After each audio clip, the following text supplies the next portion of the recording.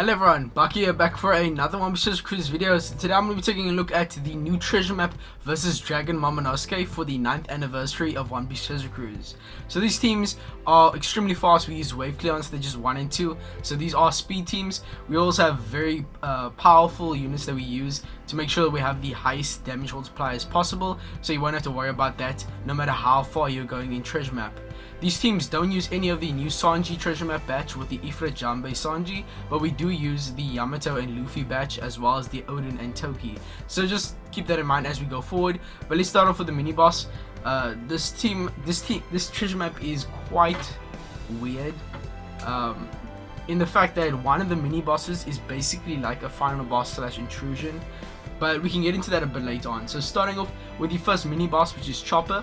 So for this team we're running double V1 Kuzan, level not break 3 or higher, so that he has his upgraded captain ability. How this team works is we're going to use Kuzan special on stage 1 to wave clear.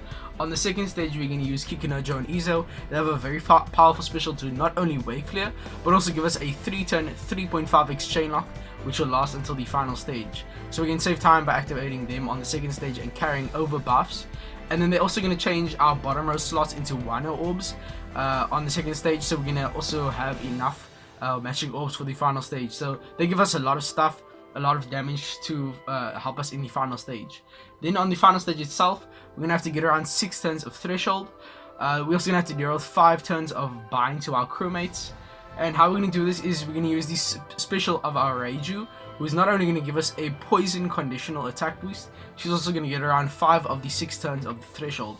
We have the support of treasure map Roku Yonji on Reiju for 1 turn of threshold reduction. That's going to get her on the last turn.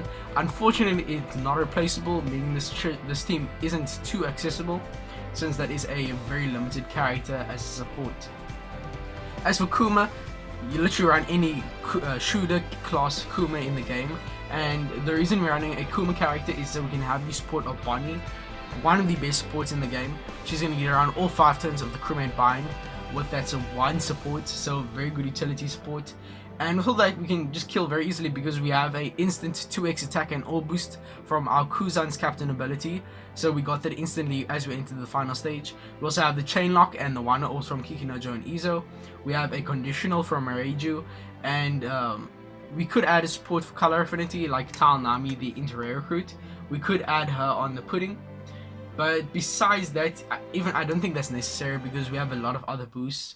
And we have 2 units of type advantage. Chopper Sai, we have 2 inter units that have boosted stats. So we should be fine with damage no matter how far you go. This team is solid, it's fast, it's strong, 1 special and 2 supports. Let's get into the next mini boss, which is against Alti. So Alti is an inter mini boss. And this is where the treasure map gets a bit weird. So first off, let's take a look at what the enemy does on stage 3. So the first one here, for 2 turns, crew can only deal up to 50% of the enemy's maximum HP as damage per turn. Basically what this means is that you can only kill them in 2 turns. It means that this is a very slow mini boss. This is a buff that the enemy has. It's not an icon debuff that you can remove on the team. It's something that the enemy has, you can't remove it. So you just have to kill the enemy over 2 turns, which means this team is going to be quite slow. But I found a way to maximize the speed for this team either way. We also get a full board of unmatching orbs. We have a turn of special reverse to our crewmates. We also get 2 turns of ship bind. And the enemy has some defensive effects of defense up and resilience. How we're going to do this is we're going to make sure our buffs on the final stage are for 2 turns so that we can kill the enemy over both of those turns with our buffs. Stage 1, we can use Marco's superclass. Marco superclass requires you to have 5 or more fighters on the crew, so that's why we have so many fighter class characters on our crew. So stage 1, use Marco. Stage 2, Marco's special will activate automatically and wave clear the enemies again. And then on the final stage, Marco will activate automatically once yet again, and he'll give us a 2-turn 2.5x attack boost. So it's very good, it's very strong, and it's going to last us over both of those turns. Marco will also give us a chain boost for both of those turns, and then we can use Zoro to get around all of the enemy's defense up and resilience, and give us a orb boost that's going to last us over both of those turns. So Zoro is such an MVP here. Make sure you have him at level on break 5 by farming the Sai Straw Hats quest on Extra Island. Koshiro support is required. He's going to Without him, you can't get around the resilience or the defense up.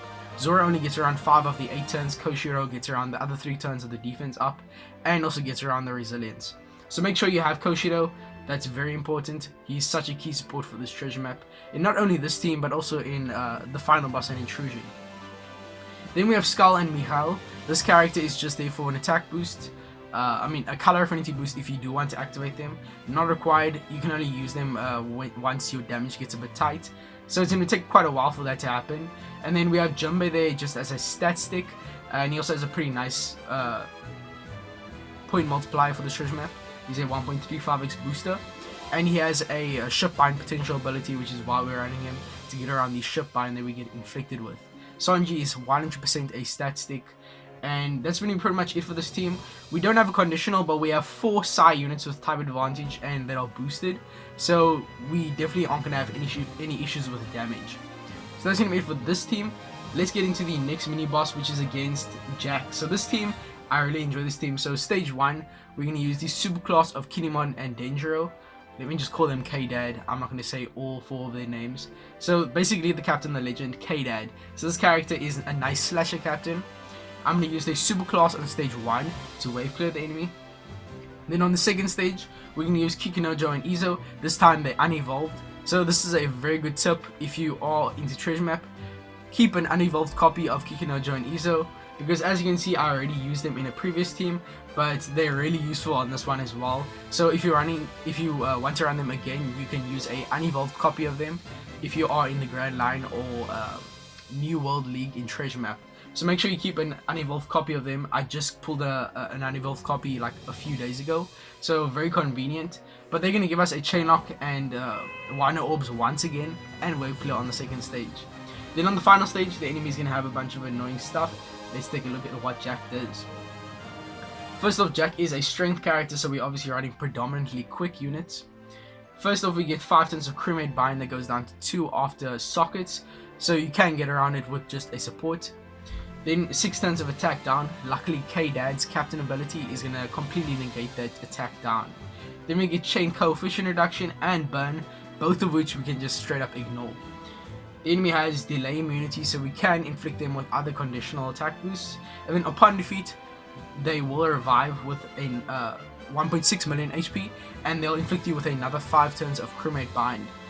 The revive, how this is going to work. So let me first explain how the final stage is going to work. So first off, as you enter the final stage, you'll have Wano Orbs and Chain Lock from your Kikunojo and Izo. Then use Carrot and Wanda to give you a Orb boost and a Color Affinity boost with that Chopper support. Then use your Akainu, who's going to give you an attack boost and a conditional attack boost. So those 2 units alone give you attack boost, Orb boost, Color Affinity, and a conditional. And with the orb, the chain lock and the orbs from Kikunojo and Izo, we have insane damage from just 2 specials and 1 support. Roger is just there as a stat stick and a 1.35x point booster. He can be replaced by any slasher quick unit that is boosted. And then on the revive, so we're going to kill the enemy, and then they'll revive with 1.6 million. From there, we can just use both of our K-Dad specials. We will have our crewmates binded, but since K-Dad is our captains, just use both of the specials. They deal 1 million damage through the normal attacks only. And with both of those 1 million damages, that can add up to 2 million, which is about the 1.6 million that the enemy will revive with. So this team is very solid. 2 specials, 2 supports on the final stage, and then on the revive, we're just going to wave clear the enemy. So that's how this team works. It's very good, very efficient. Most people won't have an unevolved copy of Kikunojo and Izo, so once again, not too accessible. And then the final mini boss, this is where it gets very weird.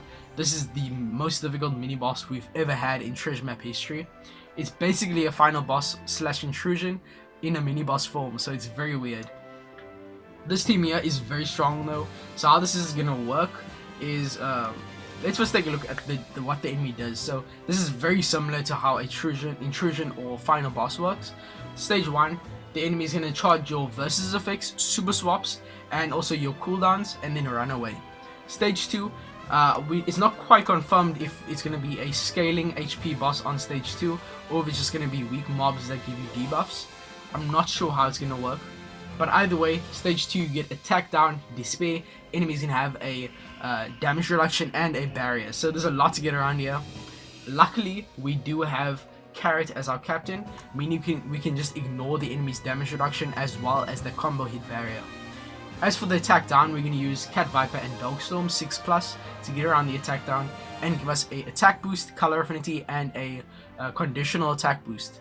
They also give us a perfect buff, which states that if we hit 2 perfects in this turn, then on the final stage we'll have a 2.5x orb boost. So Cat Viper and Dogstorm do so much for us. They carry us for the damage on stage 2. They're going to carry over a orb boost, and also the conditional attack boost from them is 3 turns, meaning we can carry it over into the final stage. They help so much with damage and also with utility. Very unreplaceable unit. We also have Despair on the second stage, so we can use Gear 4 Luffy to change all of our orbs into matching and also give us an orb boost, which is the only thing that Cat Viper and Dogstorm didn't give, and then also get around the Despair.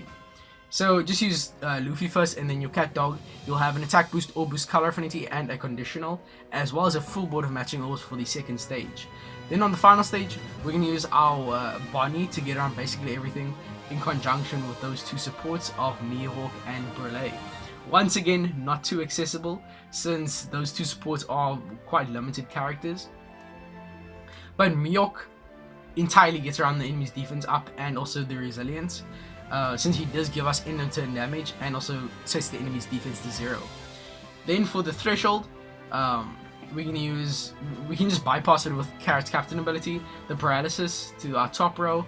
We can ignore that since our top row, the captain carries aren't even dealing much damage to the enemy, so it's fine if they paralyzed. And then the special bind, Bonnie gets around it. And then for the block orbs, our Bonnie does change it into matching, but there is an interrupt if you change matching orbs. So we are using the support of Brule to change those block orbs into matching, just so that we don't activate that interrupt. And with all that, we can just kill from there. We have an attack boost of 2.5x, an orb boost of 2.5x, a chain lock of 3x from our Bonnie as well. And with all that, we can just kill it very easily. And then if you want to, you can also activate Big Mom later on for a base attack boost. You can also activate, you could also put on a color affinity boost support if you want more damage, but that's really not necessary. This team is pretty good.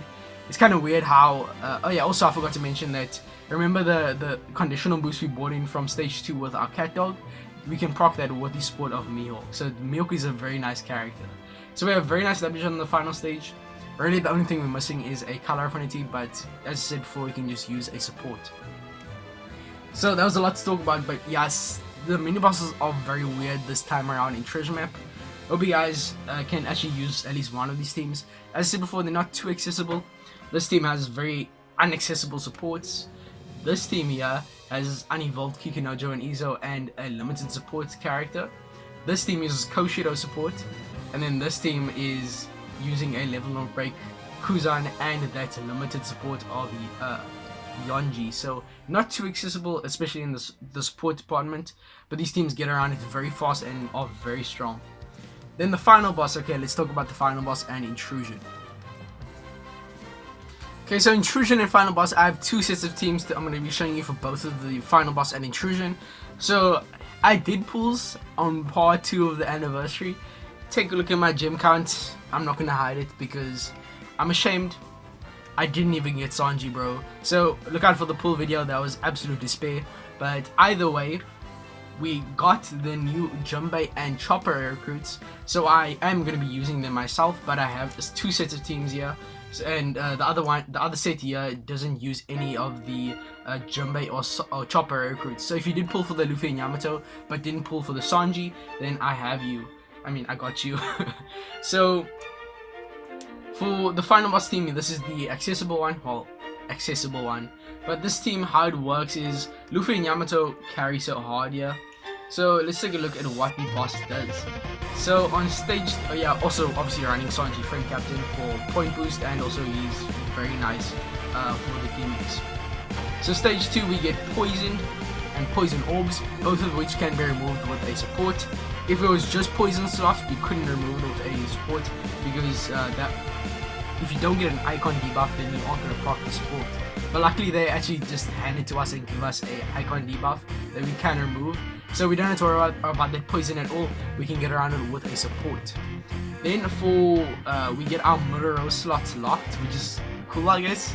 They want you to lock in those poison slots, but we don't even have to deal with those, so we can ignore that slot lock. Then we get 9 tons of top row and bottom row bind. Remember, the Luffy and Yamato get around that with their captain ability. For the threshold and special rewind. So for how we're gonna get around this, we're gonna use Odin and Toki and Marco. So this is a very support reliant team. So on the second stage, our Odin and Toki are gonna get some cooldown. We're gonna use their super swap effect and their special, and then after that, we're gonna use Marco. So Marco gets his does have special rewind, but luckily he has a crewmate ability to resist it. And then his special will get our special charge ready for our Big Mom, since he does have cooldown in his special. Then we can use Big Mom to get around the threshold, and Big Mom's also really nice to get around the display on the final stage with that support of the Sweet Commanders. We use that Sweet Commander support in tandem with the White Bit support on our Marco to get around the 5 tons of display on the final stage. Capone is just there as point boost, basically. Capone is also nice for his support, I guess, of Shiryu to get around the poison. Besides that, not much though. And then on the final stage, so stage 2, yeah, we're gonna have a color affinity and an orb boost from our Odin and Toki, and then we're gonna have a chain lock, and also the enemies gonna have increased damage taken from our Big Mom. Then on the final stage, we're gonna have our support of what's his face, Assist 3 on our Luffy and Yamato, and that's gonna help us to get around the 150,000 damage that the enemy deals upon death. And yeah, so he's just there for damage reduction. He's probably replaceable. And then for the block slots, Sanji, the friend captain, is going to get around it with his special. He's going to change it into matching. And he's also going to give us a ton of chain, which means we can get around the chain attack down. The despair, as I said before, gets around it with the supports. And then defense up, Sanji also removes that. So as you can see, it's very easy on the final stage if you do have Luffy and Yamato, and then run Sanji as a friend captain. Luffy and Yamato themselves are going to give us a orb boost, a color affinity, and then Sanji will give us all the chain buffs that we need. On the revive, we won't have matching orbs, so you can actually start using Capone there on the revive when the enemy heals to 30% HP, and then Capone will give us a slight orb boost and then a full board of matching orbs. That's gonna be it for this team. I hope you guys enjoy this one. If you do have Luffy and Yamato but don't have the Sanji batch, then this is a pretty solid team. Very support reliant. But besides that, it's pretty good. I'm not going to explain the team that I'm going to use since it's basically a full batch team. And then for the Intrusion one here, a lot more basic, zero supports in very high contrast to my final boss team here that uses very specific supports. This one uses no supports at all. So the Intrusion's a lot easier, as you can see. Stage 2, the enemy's gonna have, so first off, this is a 3-stage intrusion. Second stage, the enemy's gonna have damage notification, and then upon death will hit your captain with a bunch of debuffs. So once again, if you have Luffy and Yamato, those debuffs to your captain are irrelevant, since you can just swap them and then that gets rid of all of that. And then for the damage notification, we're just going to use the special of our Sai Stride Sanji. Make sure you have him at level on break 5. He'll get around the damage notification. He'll also give a chain boundary effect and also a full board of matching orbs on that stage, making it super easy to kill the enemy. Then on stage 3, let's take a look at what they do. So stage 3 here, we're going to have to deal with a bunch of enemy defensive effects, threshold, defense up, and resilience. So how it's going to work is we're going to use Brook to get around the threshold and the resilience, and then for the defense up, we're just going to defense down the enemy with that treasure map Zoro character. He's going to set the enemy's defense to 0 and proc it with a conditional attack boost. Okay, so with all that, on stage 2, you won't have an attack or boost or color affinity, unfortunately. You could add some supports though, but you will have a chain boundary from Sanji. The enemy will have 1.5x increased damage taken from Brook, and then you'll have a conditional attack boost from your Zoro. Then on the final stage, you can use your Robin just for an attack boost. So honestly, Robin is very replaceable. Honestly, I'd rather use someone who's in LP more on the second last stage instead of Robin. but you really can use anyone there that's a very flexible position. Any character that's going to help you with damage on either the final stage or what I recommend to be the second last stage, then put it in that slot. And then Luffy and Yamato will give you a color affinity, a ore boost, and then your friend Captain Sanji will obviously give you all the chain buffs. We will have to deal with an enemy slot barrier, but since our Sanji changes all of our orbs into recovery, we can get around it quite easily. Luffy himself gets around Luffy and Yamato get around the rewind, and also Sanji gets around the block orbs and the enemy damage reduction. When the enemy revives with 4 million HP, and they're gonna bind our left column, we can get around the bind with just the captain ability of our Luffy and Yamato. And 4 million HP is very low. You won't even need to do much to get to actually kill the enemy, so don't worry about that. Very easy revive. But yeah, I can see there's a lot of revives in this treasure map. It's very annoying. Very slow treasure map. So that's gonna be for this team and for the entire video. I hope you guys enjoyed. If you have any questions about the teams, ask them down below. But with all that being said, I'll see you guys within the next video.